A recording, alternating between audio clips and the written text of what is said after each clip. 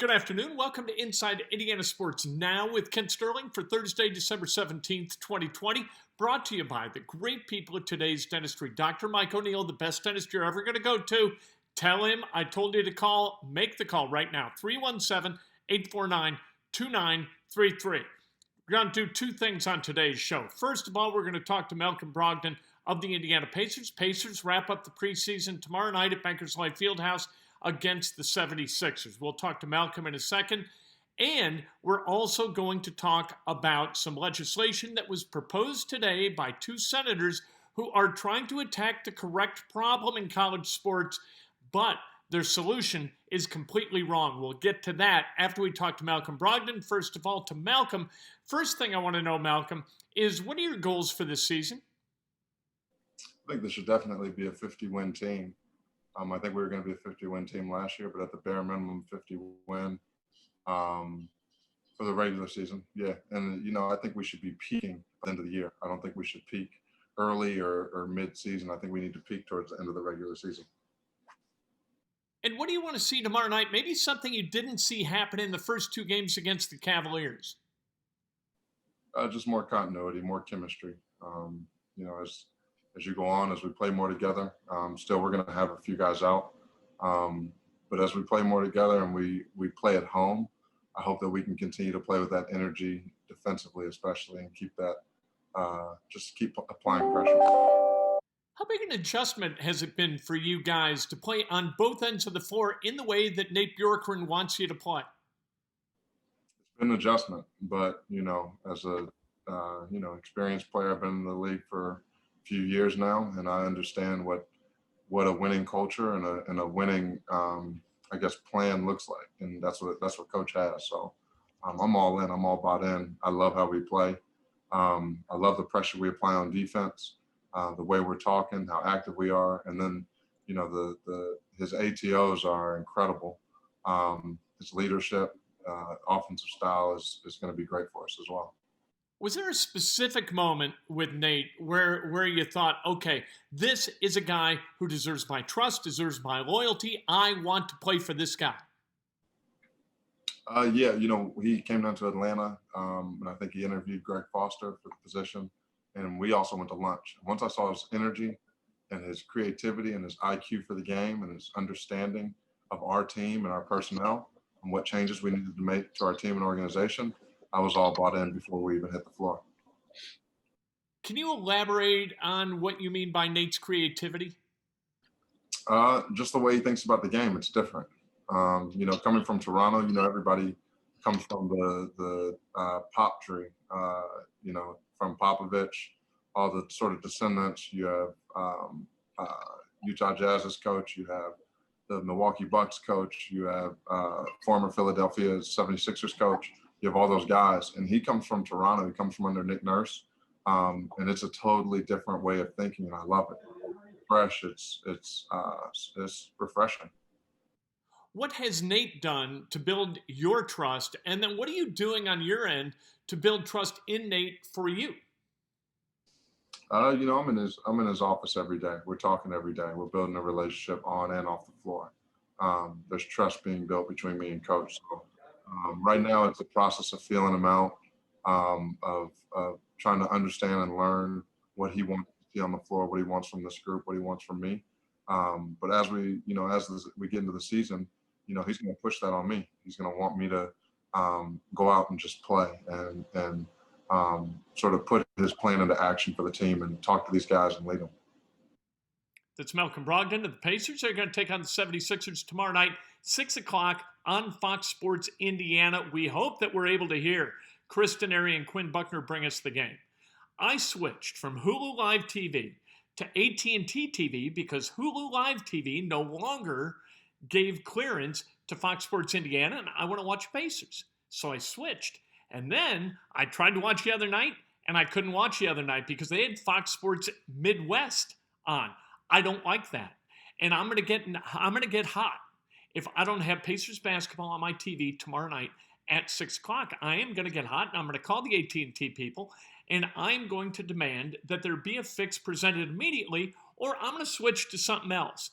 I'm gonna try to take the road, though, not get angry, right? not yell at people, but take the road that leads to a solution to my problem, which is what I'm trying to get, right? I'm not calling people because I'm in need of therapy and I need to yell at somebody. I'm calling to try to correct a problem. I wish that U.S. Senators Cory Booker and Richard Blumenthal were interested in doing the same thing as they try to correct a real problem within college athletics. College athletics, there's a lot of money coming in, and it's going to coaches and administrators, and none's going to the athletes. I'm cool with it. I'm cool with the athletes getting what the athletes get. They get school for free. They are treated exceptionally well. They are fed exceptionally well. They travel first class. They get all kinds of perks for being student athletes at Power 5 universities. They enjoy their college experiences. Here are the people who really suffer with college.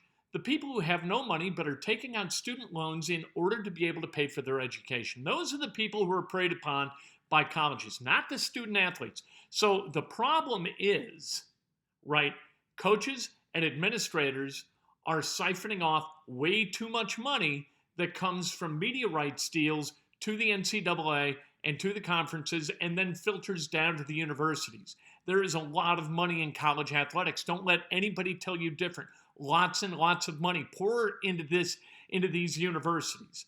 All right? The problem isn't the money pouring in. It's where the money goes. All right? Coach K, Nick Saban, those guys make like $8-10 million a year. John Calipari makes millions. Archie Miller makes millions. Chris Mack makes millions. All of these guys make way too much money for doing their job as educators.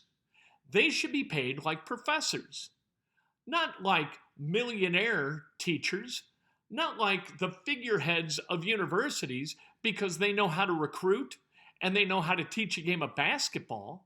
They are educators at their core, and they should be paid like educators. So here is what the legislation proposes. Some of this is good, some not. Lifetime scholarship, all right, until you get your undergrad degree. I got no problem with that.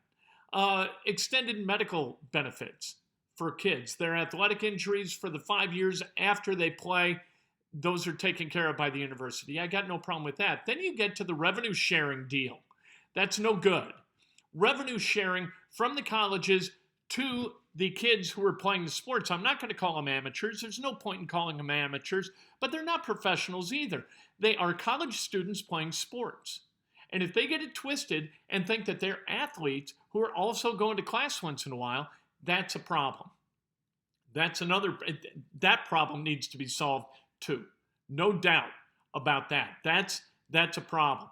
But the correction is not to give money to the athletes. That's not what it is. They have a great experience in college. The people who ought to benefit from that money coming in a torrent to these universities, and then that instead of giving it to the coaches, giving it to the administrators, it should go to the students and prospective students who have need. So they don't graduate from college owing $200,000 to the government in the form of student loans that they're going to have to pay off over the next 15, 20, 30 years. That's no way to enter life as a professional. So let's take the money and fix it or present it to the problem that is the biggest problem within higher education, rather than taking people who are already well taken care of and giving them more cash. You've got to take cash away from the administrators and from the coaches. You've got to somehow cause college athletics to become more efficient. Here's what I would do. I would radically reduce the rule book from this thick to this thick. I'd make it really, really simple to follow. And all of a sudden, the compliance departments in athletic departments all across these universities, bye-bye.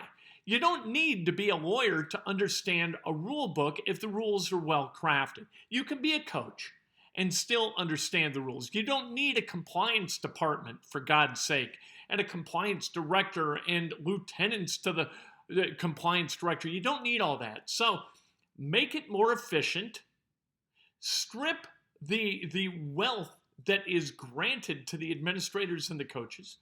Apply the money that you save and the money that you profit through having vibrant and successful football and basketball programs, keep the athletes where they are, and use the cash to pay off what would otherwise be predatory student loans for people entering the workplace as professionals with graduates from that university. Can we do that? Does that make sense to anybody? I don't hear anybody talking about that. It's all about the athletes. Oh, the student athletes, they've got to be paid. They deserve their slice of the pie. Why? Because the coaches are overpaid? Because the coaches are overpaid, what you're going to do is create more problems by allowing the athletes to get paid and to utilize or monetize their name, image, and likeness to make more money. This is what you're going to do? This is how you correct this? No, let's correct an actual problem that exists by applying a solution that is garnered from solving the other problem. How about that? Does that make sense to anybody? Here's the problem is that Cory Booker and Richard Blumenthal are bloviates. This is what they are. They just yammer. And they're trying to make headlines within the sports arena and get athletes to support their ideology in terms of cash and in terms of philosophy and votes and that kind of crap. Can we just get off of this? Can we really look at what the problem is with college sports and determine how the correction of that problem can be used to solve a different problem instead of create more problems? Can we do that? We'll talk about it some more. Breakfast with Kent tomorrow. I can't wait for Breakfast with Kent tomorrow, bright and early, 7 o'clock on Facebook Live. Immediately thereafter on Periscope, which unfortunately is going to be defunct at the end of March, and on Twitter, where the videos like Breakfast with Kent will live on in perpetuity and be generated live forever and ever and ever. Can't wait to talk to you then. Brought to you by the great people at Today's Dentistry. Call Mike O'Neill, 317-849-2933. I get upset about stuff. It's okay. See the big picture, you bunch of knuckleheads.